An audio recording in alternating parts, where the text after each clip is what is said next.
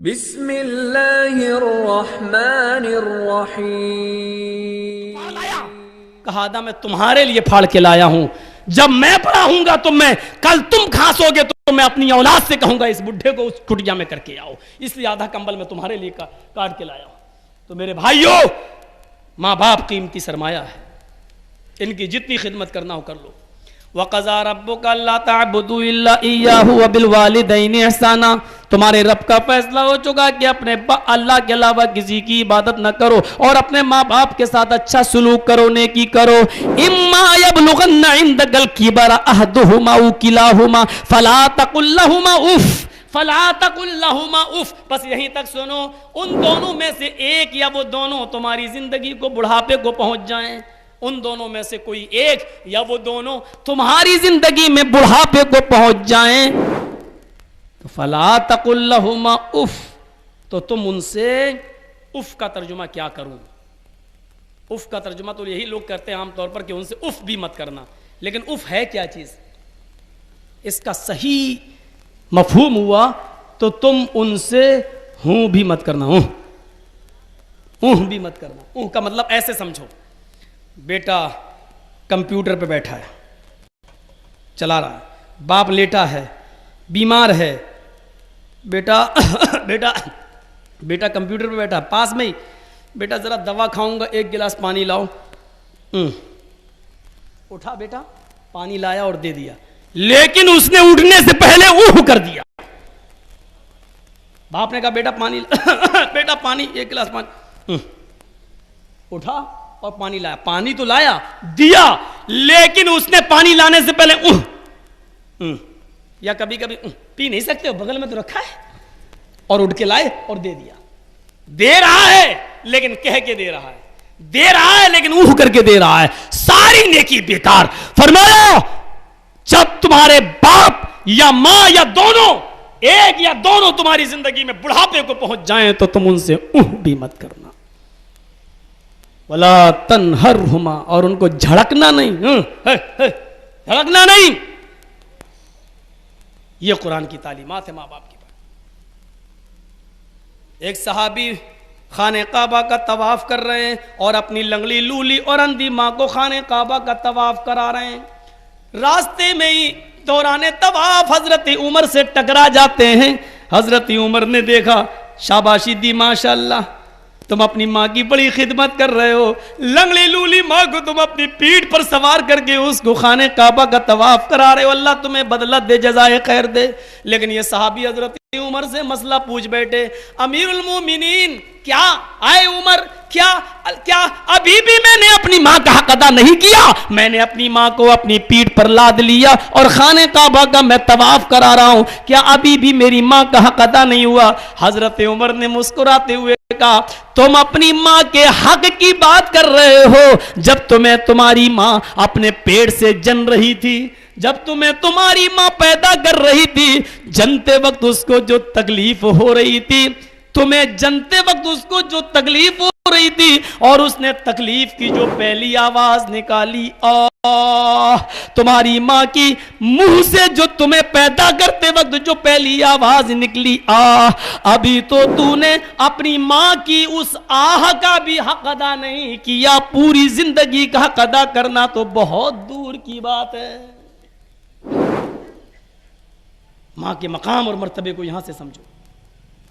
کہا اللہ کے رسول، باپ بھی زندہ ہے، باپ بھی زندہ ہے، کس کے ساتھ زیادہ احسان کروں؟ فرمایا اپنی ماں کے ساتھ. کہا اس کے بعد حسن سلوک کے سب سے زیادہ مستحق کون ہے؟ کہا تیری ماں. کہا اس کے بعد کون؟ کہا تیری ماں. کہا اس کے بعد کون؟ کہا تیرا باپ. یعنی باپ سے 3 گنا زیادہ ماں، اس لیے کہ اس نے 9 مہینے تمہیں اپنے پیٹ میں رکھا ہے، اس نے درد اٹھایا ہے، اس نے تمہیں جننے اور پیدا کرنے کی تکلیف اس نے برداشت کی ہے. میرے بھائیو، اس لیے ماں کا مقام و مرتبہ بھی باپ سے حسن سلوک میں 3 گنا زیادہ بتلا دیا گیا ہے. یہاں تک کہ اللہ کے نبی فرماتے ہیں، مسند احمد کی روایت ہے، لیکن اس روایت کو پیش کرنے سے پہلے میں یہ بتا دوں، علامہ شاکر نے تعلیق چڑھائی اس روایت پر، مسند احمد کی، لکھا ہے کہ کم عمل پر زیادہ ثواب کی جتنی بھی روایتیں ہوتی ہیں وہ اکثر ضعیف ہوتی ہیں. کم عمل پر زیادہ ثواب کی جتنی بھی روایتیں ہوتی ہیں وہ اکثر ضعیف ہوتی ہیں. جیسے مسواک کر کے نماز پڑھو, نماز میں 70 گنا اضافہ ہو جاتا ہے, یہ سب ضعیف روایتیں ہیں. تو کم عمل پر زیادہ ثواب جن حدیثوں میں بھی بیان کیا گیا ہے اکثر روایتیں ضعیف ہوا کرتی ہیں, اکثر. لیکن علامہ شاکر لکھتے ہیں کہ یہ کم عمل ہے, لیکن اس پر جو ثواب رکھا گیا ہے وہ پہلے درجے کی نمبر 1 کی صحیح حدیث ہے, وہ اعلیٰ درجے کی صحیح حدیث ہے. یعنی اس حدیث میں شک کی گنجائش نہیں ہے. وہ حدیث یہ ہے, اللہ کے نبی نے فرمایا کہ جس نے اپنے باپ کو ایک مرتبہ رحمت کی نظر سے دیکھا, اللہ تعالیٰ اس کو ایک حج مقبول کا ثواب دیتا ہے. اللہ تعالیٰ اس کے نام اعمال میں ایک حج کا ثواب لکھتا ہے. ایک صحابی نے عرض کیا, اے اللہ کے رسول, اگر میں ایک دن میں 100 مرتبہ اپنے باپ کو رحمت کی نظر سے دیکھوں تو کیا اللہ مجھے 100 حج کا ثواب دے گا؟ اللہ کے نبی نے اتنا فرمایا, اللہ کے خزانے میں کمی نہیں ہے, اللہ کی رحمت میں کمی نہیں ہے. پتہ یہ چلا کہ باپ کو ایک مرتبہ جو آدمی رحمت کی نظر سے دیکھتا ہے, اور یہ حدیث صحیح ہے کہ اس کو ایک حج مقبول کا ثواب دیا جاتا ہے. 100 مرتبہ دیکھو تو اللہ کے رسول نے یہ نہیں کہا 100 حج کا ثواب ملے گا, اللہ کے نبی نے اتنا کہا اللہ کے خزانے میں کمی نہیں, اللہ کی رحمت میں کمی نہیں. یعنی اللہ چاہے تو 100 حج کا ثواب بھی دے سکتا ہے 100 مرتبہ دیکھنے پر. تو یہ ماں باپ کا مقام تھا. 2 چیزیں ہو گئیں. ابھی چلتے رہیے 10 چیزوں پر. کچھ چیزیں ہماری میڈیا کے تعلق سے بھی آئیں گی.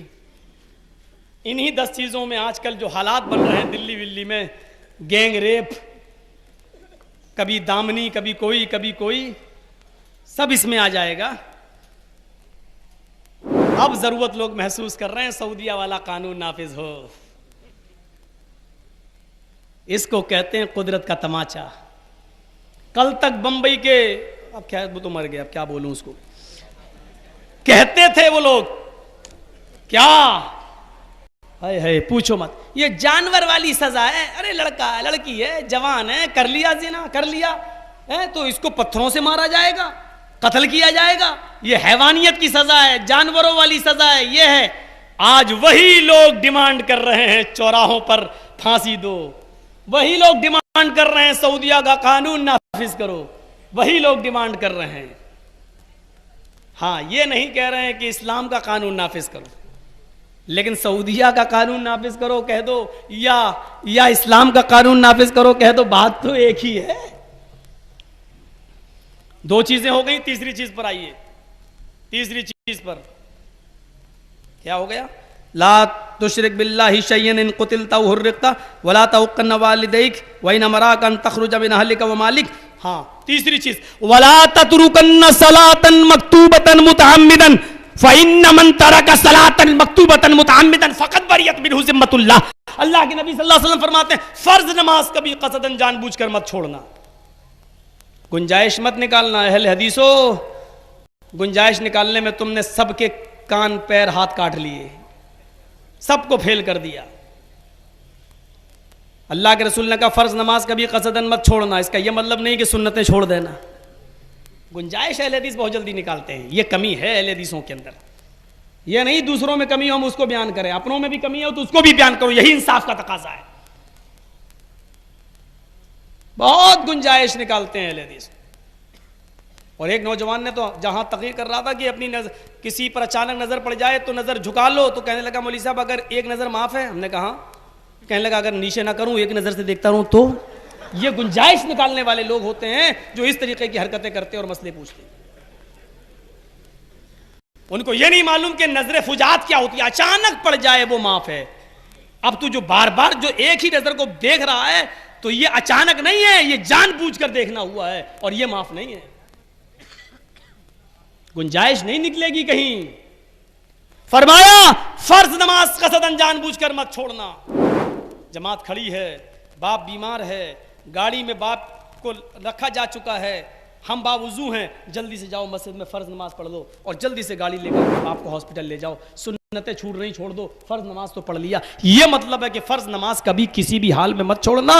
یعنی اگر کسی مصیبت پریشانی میں اگر سنت مؤکدہ چھوٹ رہی ہے تو ایک چھوڑا جا سکتا ہے, لیکن فرض نماز نہیں چھوڑی جا سکتی ہے. فرض نماز کبھی کسی حال میں معاف نہیں ہے. فرض نماز کو ہر حال میں پڑھنا ہے. فرض نماز کو قصدن جان بوجھ کر مت چھوڑنا. آگے کا وبال بتایا فَإِنَّ مَن تَرَكَ الصَّلَاةً مَكْتُوبَةً مُتَعَمِّدًا فَقَدْ بَرِئَتْ مِنْهُ ذِمَّةُ اللَّهِ، جو فرض نماز قصداً جان بوجھ کر چھوڑے